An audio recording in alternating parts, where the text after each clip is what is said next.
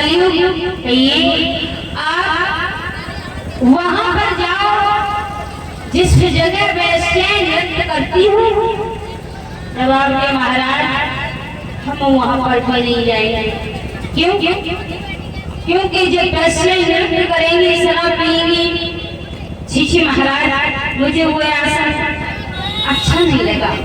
जब आप गया तो आप उस जगह चले जाओ जिस जगह झूठी बातें करी जाती हो और शराब पी जाती हो, जुआ खेला जाता है, उस जगह चले जाओ। कलयुग महाराज बोले नहीं महाराज, हमें ये भी राज्य अच्छा नहीं लगा। कोई और हमारी समझ में हो।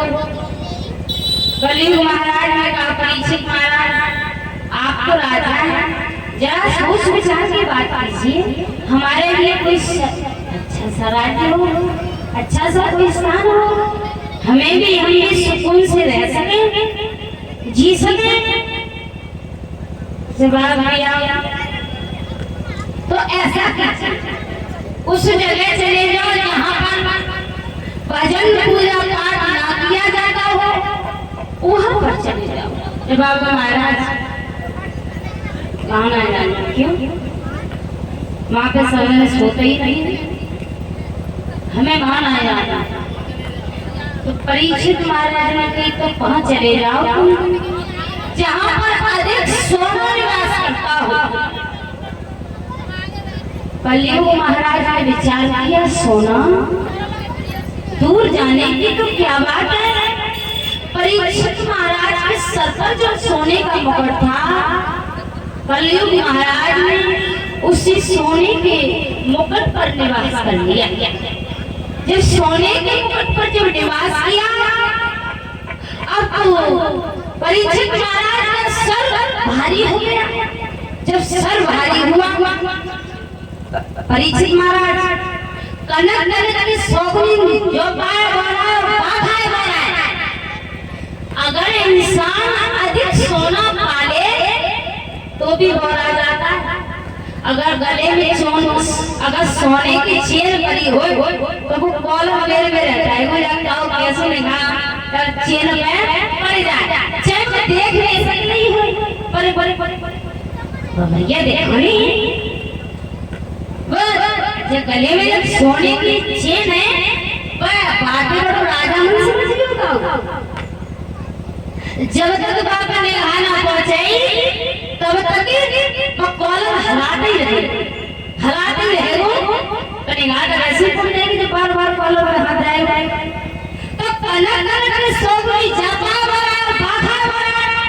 अगर अधिक सोना व्यक्ति पाए तो वो इंसान गौरा जाता है, और भटूरे का अगर फल खा ले तो भी इंसान गौरा जाता है। तो बड़ा एक ही है, पर कहने का मतलब दोनों के सब अलग अलग है। तो जब सोने में निवास किया, परीक्षित के सोने में जब निवास किया है, उसी समय जब बड़े परीक्षित महाराज वहां से जाकर के लोमक ऋषि का आश्रम जब रास्ते में पड़ा, वहां पर लोमक ऋषि के गुरु श्रृंगी ऋषि जब तपस्या में लीन नेत्रों को नीचे हुए, जब तपस्या कर रहे थे, परीक्षित महाराज ने विचार किया ये इन्होंने मुझे देख करके अपनी नेत्रों को बंद कर दिया। अच्छा, इतने बड़े तेजस्वी हो गए जो राजा का अनादर करने लगे।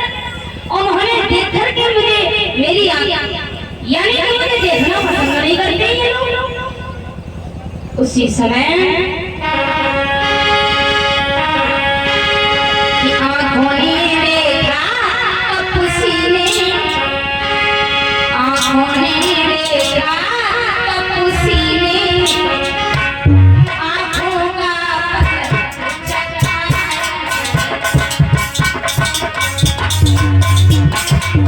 पता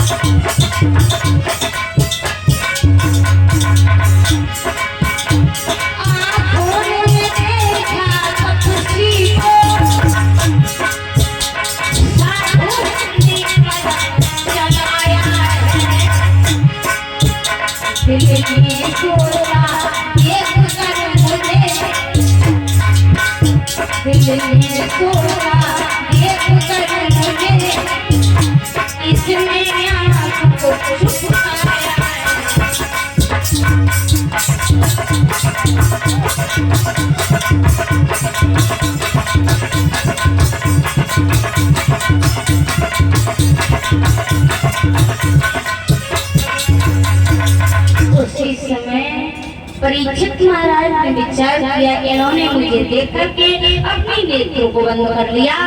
उसी समय उस आश्रम के पीछे, उस कुटिया के पीछे नगर यानी मरा हुआ सर्प जब पड़ा हुआ था, उस सर्प को उठा करके पुनर्लोम ऋषि के गले में जब डाला, वहां से वो चले गए। तो रास्ते में श्रृंगी ऋषि मिली और जवाब दिया, जा मत वाले राजा, तूने मेरे गुरु का आदर किया है, तो मैं तुझे श्राप देता हूँ कि तुझे ये श्राप में यही काला नाग जिन्ना होगा कि तुझे तुझे जिसने के लिए आएगा। इतना विचार करने के बाद परीक्षित महाराज को इस बात का ध्यान भी नहीं था, मैं क्या कर रहा हूँ, क्या करने के लिए जा रहा हूँ। उसी समय घर पर जाकर के सिंहासन पर वो सर से मुकुट उतार कर जब उन्हें रखा, होश आया, विचार जब आया, कहने लगे, मैंने ये क्या कर दिया, मैंने एक तपस्वी का अनादर कर दिया। विचार करते हुए जब बैठे हैं, चेहरा उतर गया, मन ही नवलदे मैया आई। नवलदे मैया ने कहा, स्वामी क्या बात है, आपका चेहरा उतरा हुआ, मैं नहीं, क्या बात है, मुझे समझ में नहीं आया। स्वामी उसी समय नवलदे मैया ने जवाब दिया, किसी